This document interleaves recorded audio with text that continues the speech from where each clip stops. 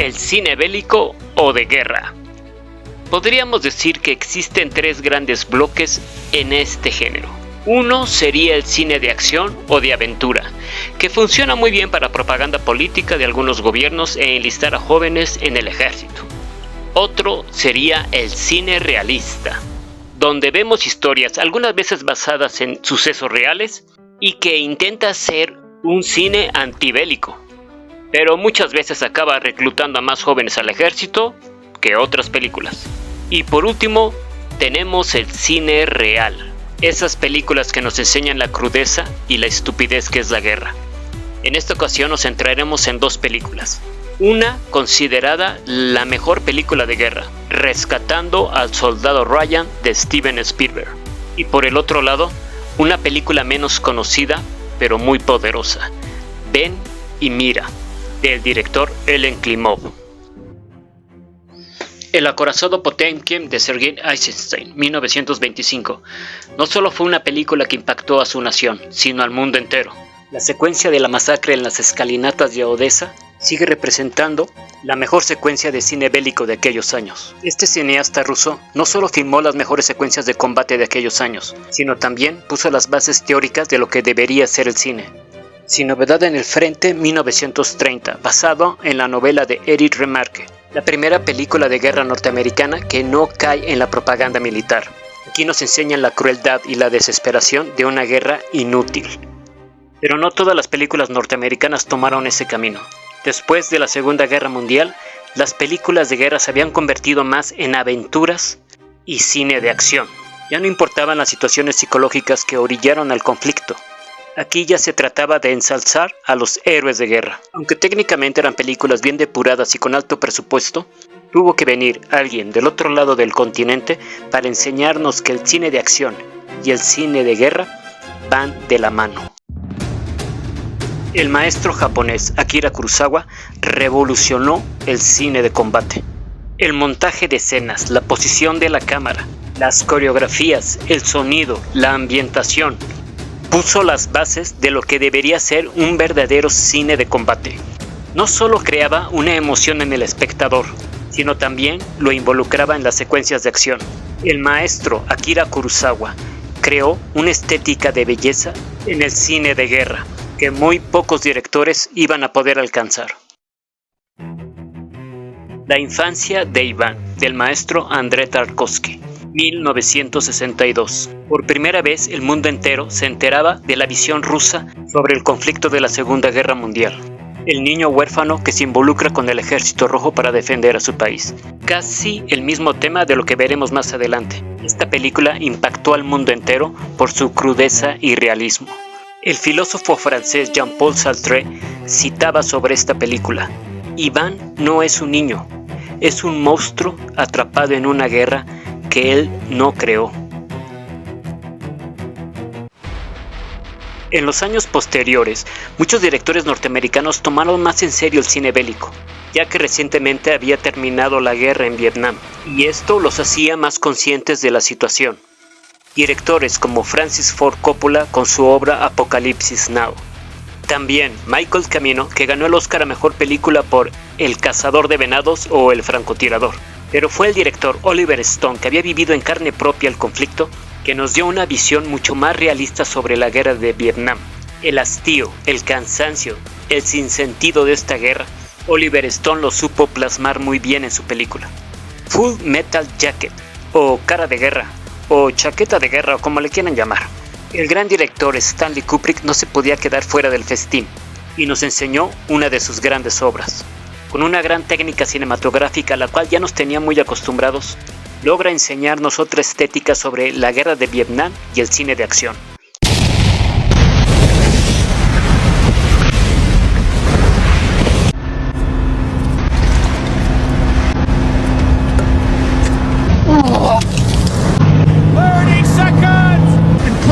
Murder hole!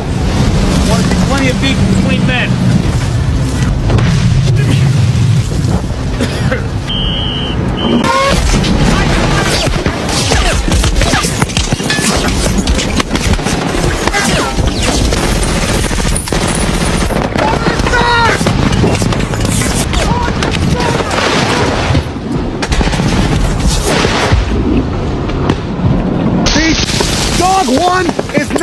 open!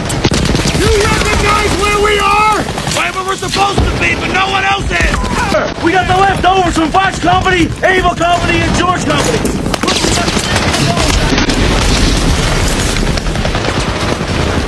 Rescatando al soldado Ryan, 1998, Steven Spielberg. Acabamos de ver posiblemente la escena más famosa que hay en el cine de guerra, el desembarco en Normandía, o como le llamaron, el Día D. La idea del director era plasmar las imágenes como se habían visto en los documentales realizados en esos años de guerra. La cámara al hombro corriendo tras los soldados daba la sensación de estar en el combate. Este no era un recurso nuevo, ya lo habían utilizado muchos directores, pero del otro lado de la cortina de hierro. La propuesta fílmica los primeros 20 minutos era realmente increíble, pero después poco a poco la película se fue desdibujando, cayendo en una serie de escenas sin sentidos, combates esporádicos y personajes débiles, creando en el espectador un desapego a la historia. La Segunda Guerra Mundial tuvo varias visiones históricas. A los norteamericanos les tocó tener bajas militares pero no civiles, tampoco sufrieron una invasión. Esto provocó que sus películas tuvieran una visión poco más optimista. Aunque la visión del director quiso ser distinta, poco se logró plasmar de la tragedia de la guerra.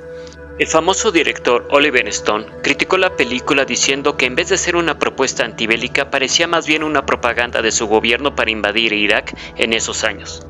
Un paracaidista veterano de guerra que también participó en Hollywood decía que las escenas del desembarco habían sido una exageración. Otros comentaban que no habían podido soportar la película dado a las escenas con su crudeza y realidad.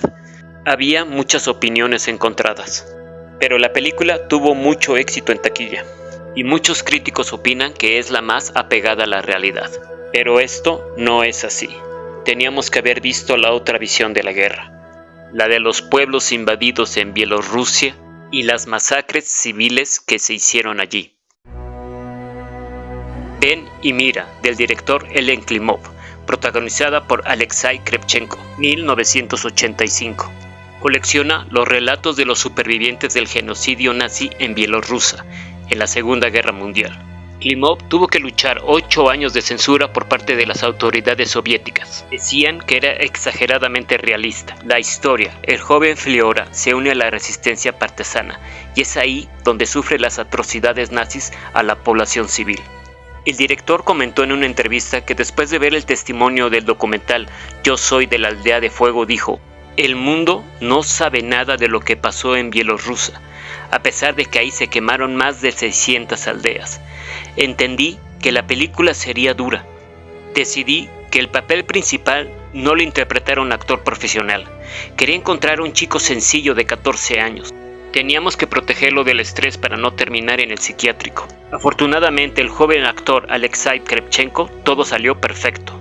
El resto del elenco eran campesinos reales de Bielorrusia. Algunos de ellos habían vivido el genocidio. En algunas escenas el director usó artillería real. El joven actor en una entrevista comentó que algunas balas le pasaron solo a 4 pulgadas de la cabeza. La seguridad se había vuelto prioridad en esa película. El director comentó que lo que quería lograr era una realidad absoluta. Y todo lo que aparece en el filme, por el testimonio de los sobrevivientes, realmente sucedió así. El director entendió que la película sería muy cruda e imposible que la gente la viera. El co-guionista Adamovich, que también sobrevivió al genocidio, dijo: "Que no la vean entonces. Es algo que debemos dejar como legado, como prueba de la guerra y como súplica de paz".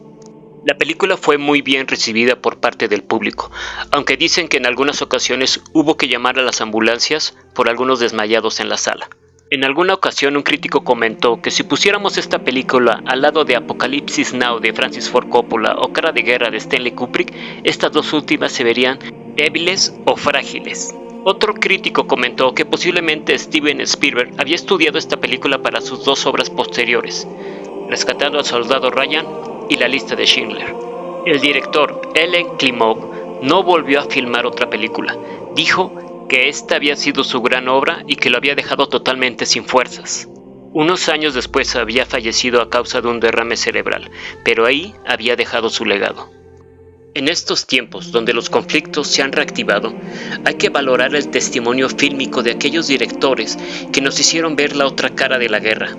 Esos directores que entendieron que las películas pueden ser un buen acercamiento a lo que la historia nos tiene que enseñar, que realmente sí existe el cine antibélico y que también en el dolor y la desesperación existe la belleza de la dignidad humana.